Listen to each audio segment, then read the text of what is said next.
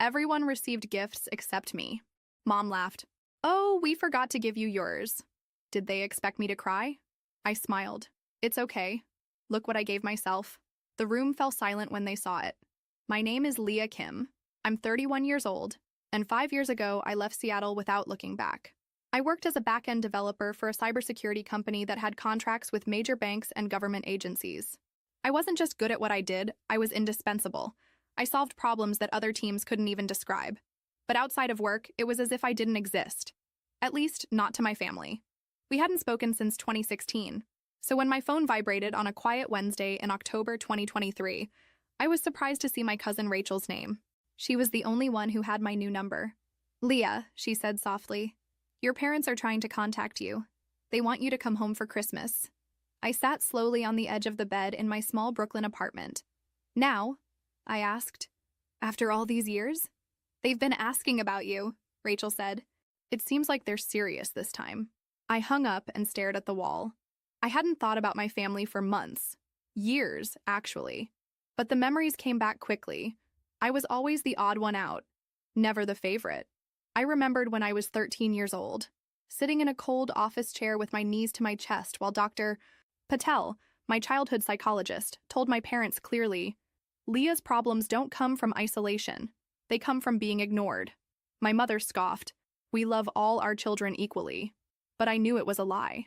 My older brother Dylan was the charming captain of the football team, student council president, the golden boy. They gave him a car when he turned 16. They gave me a used sweater that still smelled like someone else. Even at Christmas, Dylan's gifts gleamed under the tree. Mine looked like they were bought at the last minute. But this year, they were finally calling me back, and I had no idea who I'd become. Family gatherings had always been a nightmare. Dylan stole the spotlight. Charismatic, loud, charming. I faded into the background like another piece of furniture. No one noticed. That's when I discovered programming. It all started with an old flyer pinned to the school bulletin board. Introduction to Computing Club, Room 207, Thursdays after school. I went once and never missed again. For the first time, I felt like something understood me. It wasn't people. It was the logic of code. The club became my refuge. We repaired old computers with parts from the trash. We exchanged books, debated compilers, and stayed up late helping each other with bugs. I even developed my first game on a borrowed laptop. Mr. Alvarez took me aside one day. You have a special talent, Leah, he told me. Don't let anyone make you feel less. At 17, I already had a plan. I applied to universities, left Seattle, and decided to build my future from scratch. Dylan, of course, was already at an elite university in California with all my parents' financial support. And then came that graduation dinner. My dad raised his glass. To Dylan, proud of you at Stanford. Everyone toasted. Then my mom added, and Leah? We're encouraging her to look for stable work. My uncle joked, we need dishwashers at the restaurant, and the whole table burst into laughter, including my parents. I didn't laugh. What they didn't know was that I had already been accepted with a full scholarship to a top-tier technology program in New York. Tuition, housing, and even a stipend all covered. I packed quietly and moved to a dorm in Manhattan. I worked as a waitress part-time, graduated with honors, and got my dream job at a cybersecurity firm before the ink was dry on my diploma. 4 years later, I led a multi-million-dollar integration for a global bank. The bonus was enough to buy property. So I called a real estate agent. In a few days, I found the perfect apartment in Fort Greene. 2 bedrooms, modern kitchen, exposed brick, near the park. At 31, I officially owned my own home. 2 weeks before Christmas, I had a small gathering to celebrate. Just my true friends, the ones who saw me stay up late, cry over code errors, and still keep going. We sat on cushions on the floor eating Thai food with cheap wine, surrounded by unopened boxes and lots of laughter. Lisa raised her glass. To Leah, she said, the quiet one who turned silence into power. We toasted. I smiled, but there was a thought that wouldn't leave me. In a week, I would be going home. But this time, I wasn't returning as the invisible girl. This time, I was coming back as someone who knew her worth. The week before Christmas, I took a few days off work. I packed simple but thoughtful gifts and drove the 6 hours to my old neighborhood in North Seattle. The house hadn't aged well. Faded paint, untrimmed bushes, a porch light that flickered like a dying memory. I rang the doorbell with trembling hands. Footsteps were heard, and then the door opened with a creak. Leah. My mom blinked. Wow, it is you, She gave me a brief, tense hug. You look different. Inside, the smell hit me. Old wood, stale air, and that eternal bowl of dried potpourri. The living room was full. Conversation stopped when everyone turned to look at me. Look who decided to show up, someone said. Someone's wearing fancy pants, whispered another voice. I looked down. Perfect cut black pants and a designer coat. Quiet luxury. Clearly lost on this audience. Then Dylan came out of the kitchen, smiling. Everyone, this is Mia, my wife. And he pointed to her belly. Your future niece or nephew. Congratulations, I said. He smiled smugly. Still locked in a corner with your computer? The laughter was immediate. I felt my jaw tighten. I work in tech, I replied calmly. If you've ever returned home with more power than they could imagine, subscribe, because next time, the last part of this story changes everything. Tech? Dylan mocked. Like fixing printers or answering support calls? He turned to the others. Isai. Leah was always the weird one. She probably works from a dark basement. I barely smiled. Something like that. Mom clapped her hands. Dinner will be ready soon. Leah, leave your things. Dylan uses your room as an office now, so you'll sleep on the couch. Of course, obviously. The night was a slow rain of condescension. Aunt Nora cornered me by the watery punch. Your brother is going to launch his own business. He has an amazing vision. And you're still doing that computer thing. I develop software, I responded. She wrinkled her nose. Ah, well, someone has to do the boring stuff. Uncle Mike leaned in while they were preparing dinner. We still have that dishwasher position open at the restaurant. It's minimum wage, but it's honest work. Thank you, I replied politely. I'm fine. At dinner, they seated me at the end of the table near the kitchen door. As always, Dylan dominated the conversation. This is going to revolutionize the market, he declared. We just need the initial capital to get started. How much do you need? Dad asked. About $150,000 to start, Dylan replied, giving me a challenging look. It's a lot of money, but the risk is worth it. My father nodded, as if he were listening to the theory of relativity explained by Einstein himself. I bit my lower lip to keep from laughing. I'm sure we can work something out, my father said. We could mortgage the house. We've always believed in you, son. I felt a lump in my throat. I remembered when I asked for $500 for an advanced programming course. They told me money doesn't grow on trees. Aunt Carmen raised her glass to the future entrepreneur of the family. Everyone toasted enthusiastically. No one looked at me. After dinner, while everyone gathered in the living room to exchange gifts, I slipped away to the kitchen. I needed a break. I took out my phone and checked my emails. 3 security alerts that required my attention. Nothing I couldn't resolve remotely. My mother came in, balancing a stack of dirty dishes. Could you help a bit, don't you think? She said in that tone I knew so well. Of course, I replied, putting my phone away. You should be out there socializing, she continued as she opened the dishwasher. You've been missing for years and now you're hiding in the kitchen. I started rinsing the dishes in silence. I thought about telling her that I wasn't hiding, but taking a moment to breathe amid the avalanche of condescending comments. But I knew it was useless. So? She asked after a moment. How are you really doing? Rachel mentioned you live in New York. I'm doing well, I replied dryly. Still working with those computers? Yes, Mom, I still work with computers. She sighed as if I had confirmed a family tragedy. At least you have steady work, I suppose.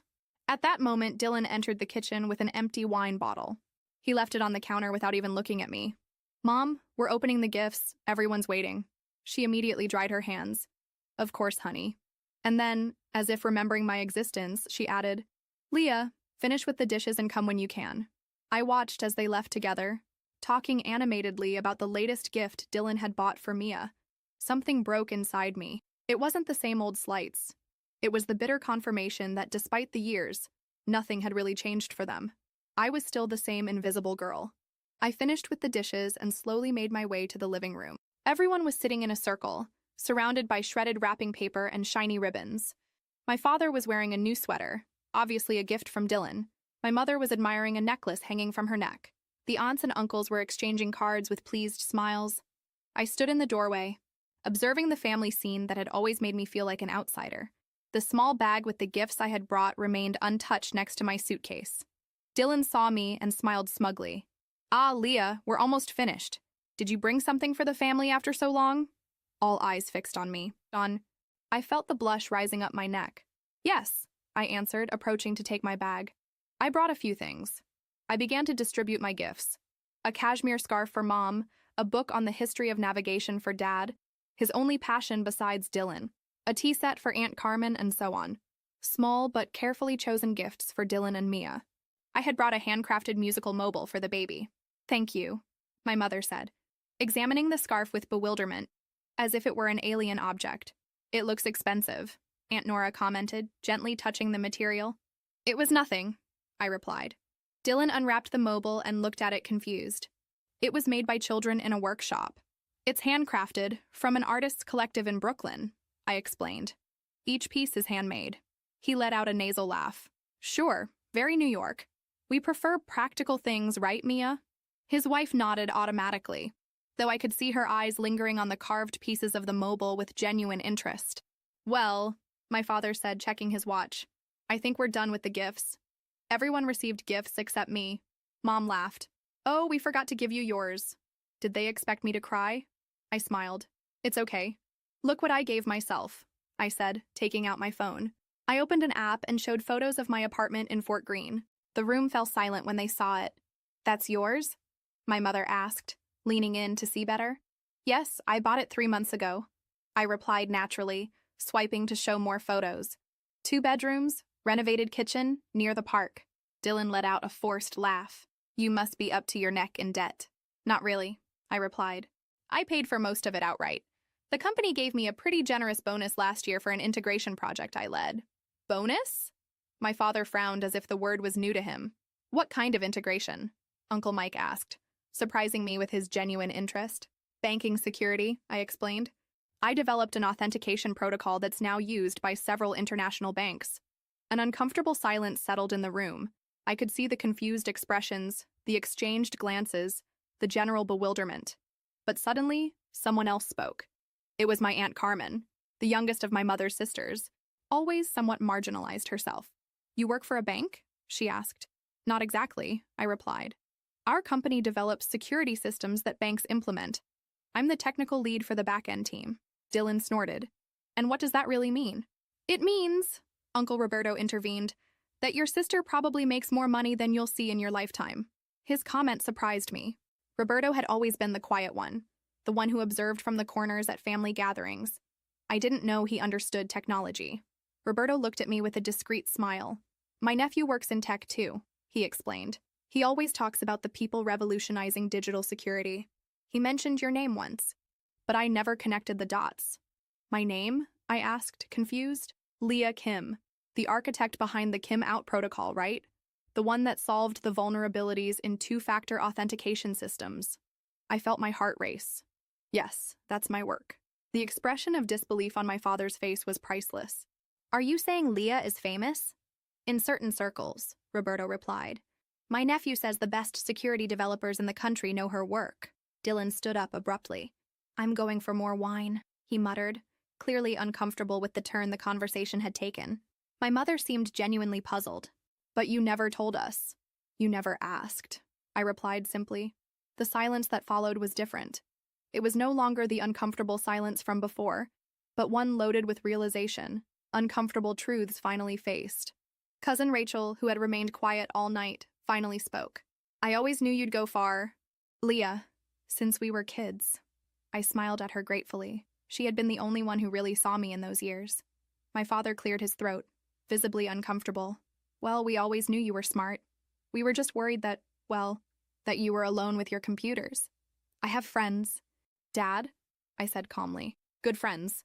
And a job I love. I'm not alone. And then, as if the universe wanted to emphasize my point, my phone rang. It was a video call from Lisa and the rest of my friends in New York. Leah! They shouted in unison when I answered. How's the family reunion going? Their smiling faces filled the screen, a mosaic of different colors and expressions, all united by genuine affection. Interesting, I replied, turning the camera to show them the room full of silent relatives.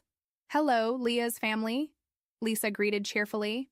We just wanted to wish you happy holidays and tell you that you have an amazing woman in your family. We miss her here in New York. Lisa had always been the extrovert of the group. She continued, Did you know our Leah has just been nominated for the Turing Award next year? It's like the Nobel Prize for computing. My father almost choked on his drink. Award? What? It's not a big deal, I said, feeling the blush rise to my cheeks. It's just a preliminary nomination.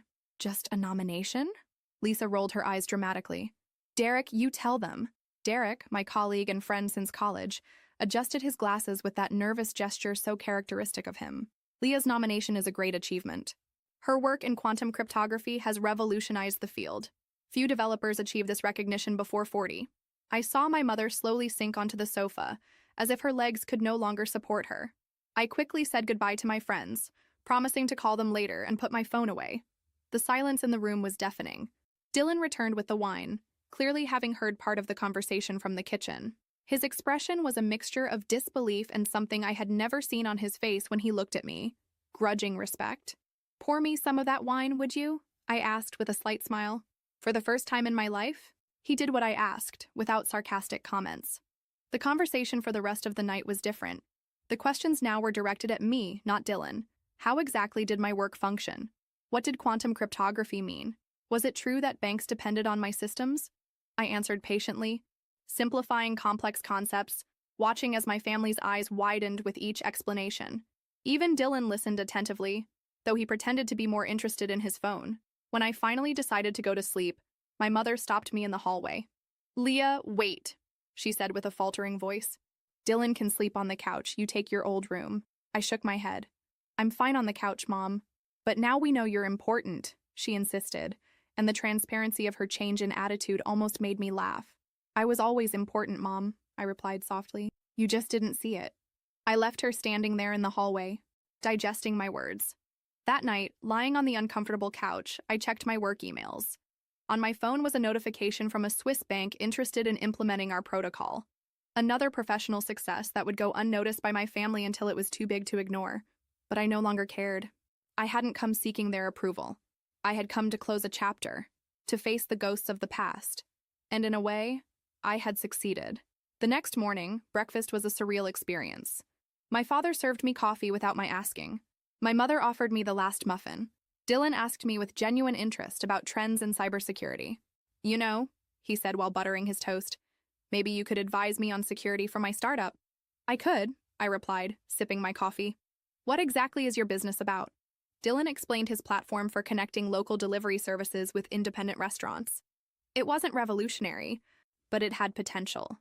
The security plan is pretty basic, he admitted. We don't have a budget for anything sophisticated. Security shouldn't be an add-on, I told him. It should be integrated from the beginning. I can put you in touch with some junior developers from my team. Maybe they can help you as a side project. The expression of relief on his face was evident. That would be amazing, he said. It was strange to see Dylan vulnerable, grateful, as if he suddenly saw me as an equal, or even someone to admire a bit. After breakfast, while helping my mother with the dishes, this time she washed and I dried. A subtle but significant change. She broke the silence. We never understood what you did, she admitted quietly. It seemed so abstract. I know, I replied. We were proud of Dylan because we could understand his achievements. Team captain, student president. Those were tangible things. I nodded, letting her continue. But last night, when your uncle explained your work and your friends called, I realized that we've been wrong all this time. I looked at her, surprised by her honesty. I don't expect you to forgive me, she continued, scrubbing a plate that was already clean with too much force. I just want you to know that I'm proud of you.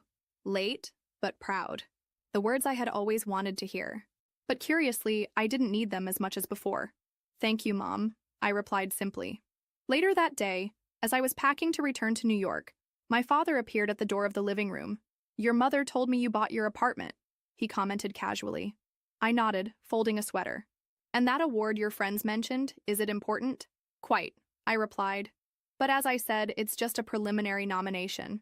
He nodded, processing the information. Then he took something out of his pocket.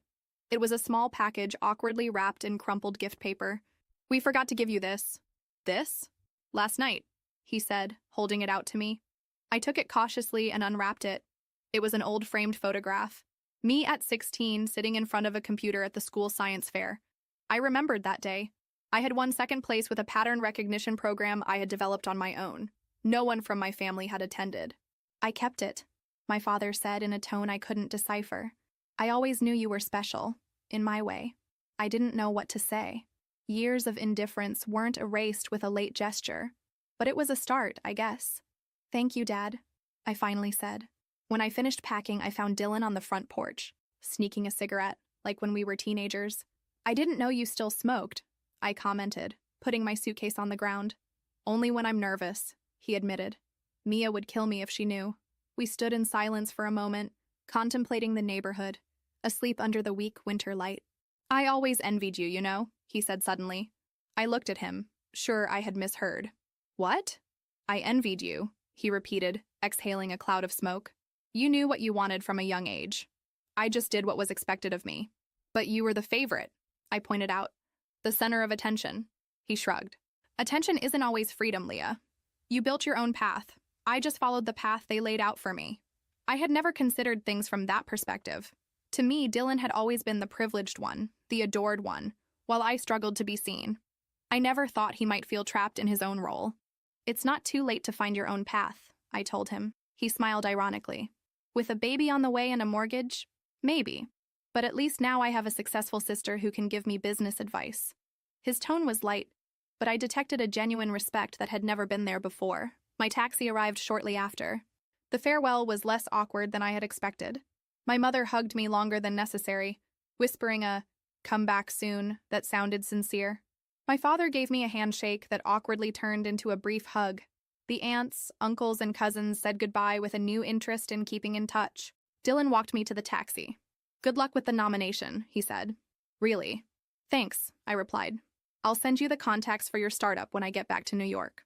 As the taxi drove away, I looked out the back window. My family grouped on the porch waving. It was an image I never thought I'd see. Them watching me leave, wishing I would return. The drive back to New York was quiet. I processed everything that had happened, the subtle and dramatic changes, the words spoken and implied. My phone vibrated with a message from Rachel. You were amazing. You left them speechless. Call me when you get home. Home. The word resonated in my mind. For so long, Seattle had been a place to escape from, not a home to return to. But now, maybe it could be both. When I finally arrived at my Brooklyn apartment, I felt exhausted, but at peace. I dropped my bags at the entrance and poured myself a glass of wine. My phone rang again. It was an email from the Turing Award Committee requesting additional information about my work. I would respond tomorrow. I approached the window and contemplated the city lights. I remembered that night, 5 years ago, when I looked at these same lights for the first time from my small shared student room. Back then, they were lights of hope, of infinite possibilities, of a future I could build with my own hands. Now they were the lights of my home, of my victory. My phone rang once more. It was Lisa. Did you survive the family reunion? She asked. Barely, I answered.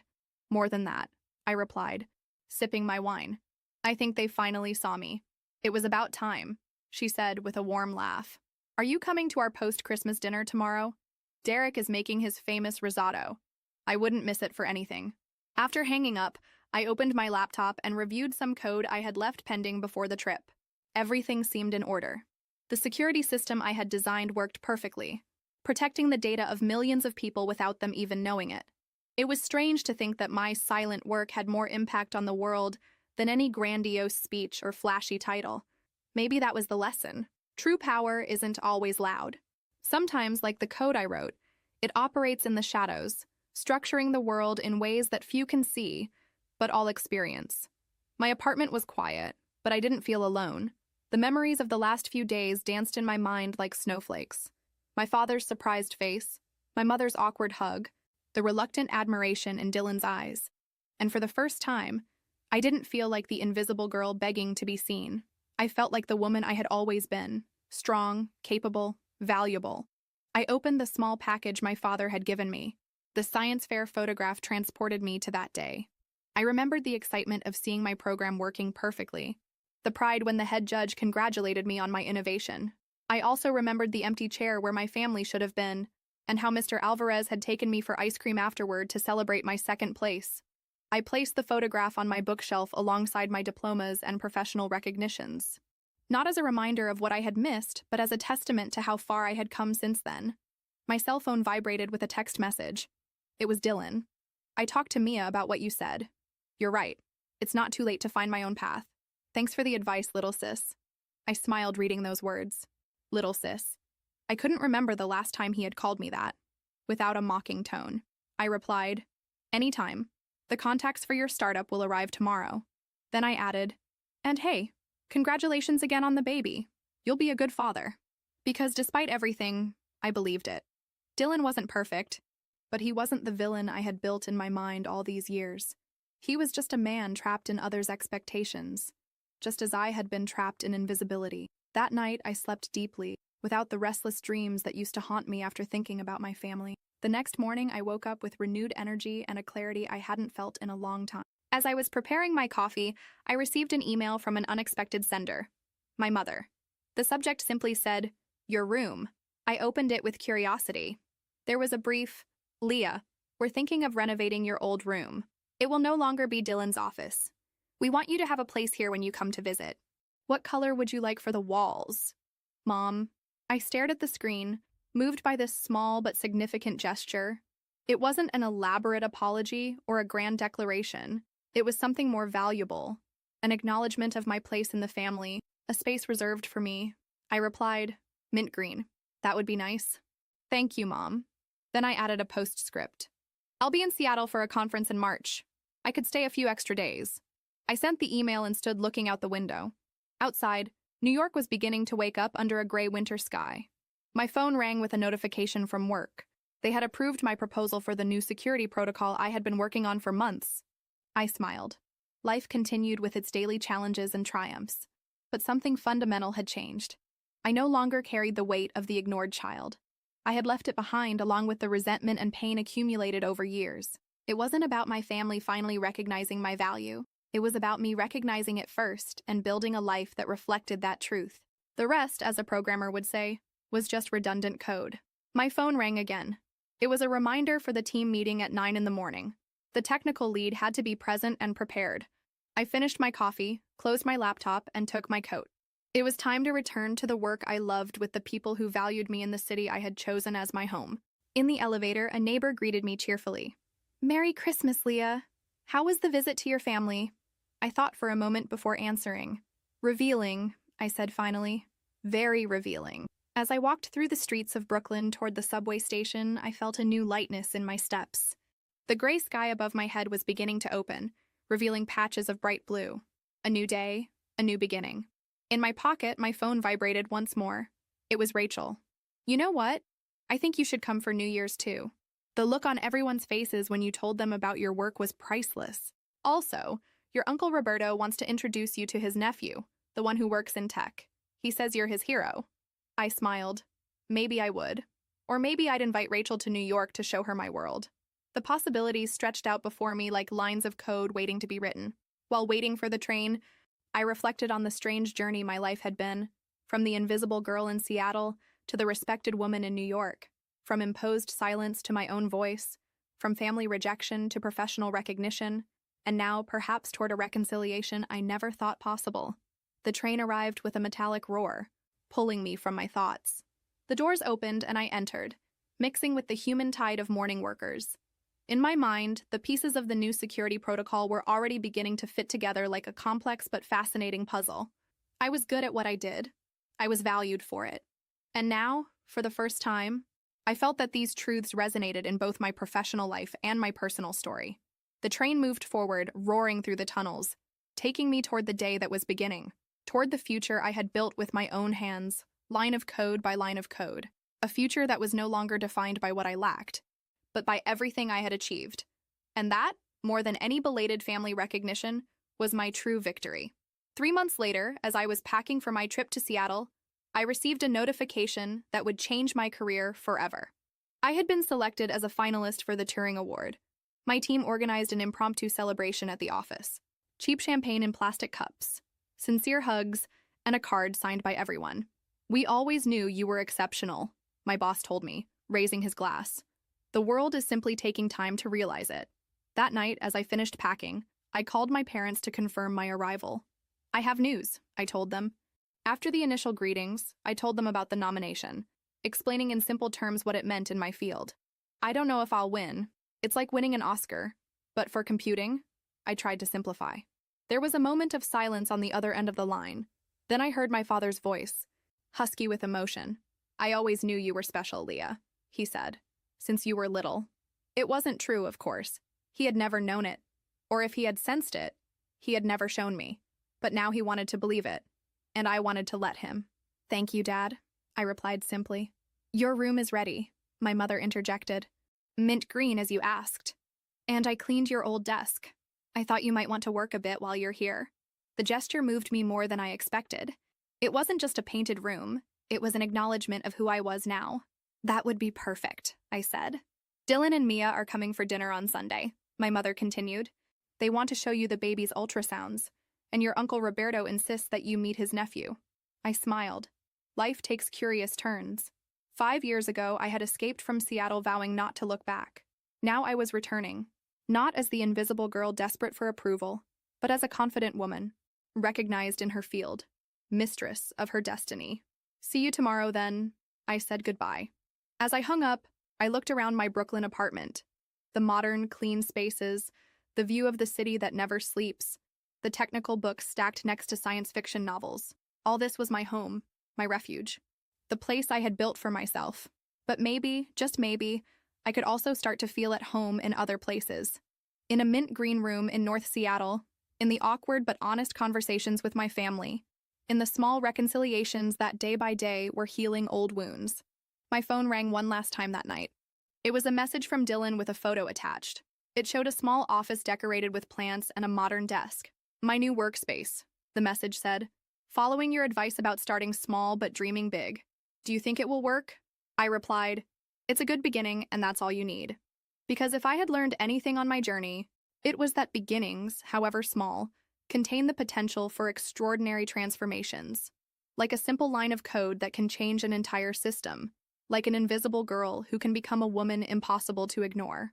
I turned off the lights in my apartment and went to bed, ready to dream about the journey ahead. Not just the physical flight to Seattle, but the continuing inner journey toward reconciliation, acceptance, and perhaps something like forgiveness. Because in the end, that was the true victory. No longer needing the approval I had craved for so long, but being open to receiving it now that it finally arrived. My name is Leah Kim. I'm 31 years old. And after so much time running away, I'm finally learning to return. Not as the person I was, but as the woman I've become. A woman who no longer needs to hide behind screens and code. A woman who, step by step, is learning to be visible not only to others but to herself.